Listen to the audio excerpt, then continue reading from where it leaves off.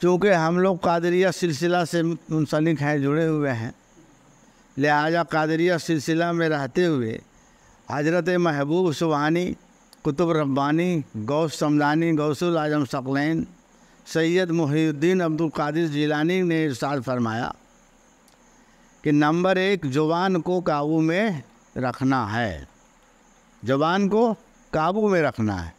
Number 2 غیبت سے بچنا ہے، کسی طرح کا کوئی کسی کا شکایت تو غیبت نہیں کرنا چاہیے۔ نمبر 3 کسی کو حقیر نہیں سمجھنا چاہیے، چاہے جیسا بھی وہ آدمی ہو، کسی کو آپ حقیر نہیں سمجھیے۔ اور ہنسی مذاق ہرگز مت کیجیے، ہنسی مذاق بالکل نہیں کیجیے۔ محرم یعنی ایسا قریبی رشتہ دار جس کے ساتھ نکاح جائز نہ ہو، اس پر نظر نہیں ڈالنا چاہیے۔ یہ بہت ہی مہتوپورن ہے، بہت ہی خاص ہے۔ یعنی محرم یعنی ایسا قریبی رشتہ دار جس کے ساتھ نکاح جائز نہ ہو، اس پر نظر نہیں ڈالنا چاہیے۔ نمبر 5 راستی اور راست بازی اختیار کرنا ضروری ہے، راستی اور راست بازی اختیار کرنا ضروری ہے۔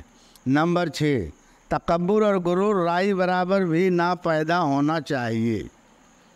تکبر کسی بھی طرح کا رائے کے برابر بھی تکبر ہے تو وہ جنت میں جانے کے لائق نہیں ہے، اس لیے تکبر اور غرور رائے برابر بھی نہیں پیدا ہونی چاہیے۔ نمبر 7 نفسانی خواہشات پر قابو رکھنا، نفسانی خواہشات پر قابو رکھنا۔ نمبر 8 راہ خدا میں مال کو خرچ کرنا۔ اب راہ خدا میں مال کو کیسے آپ خرچ کیجیے گا؟ اللہ کی راہ کدھر ہے اس کو پہلے جانیے۔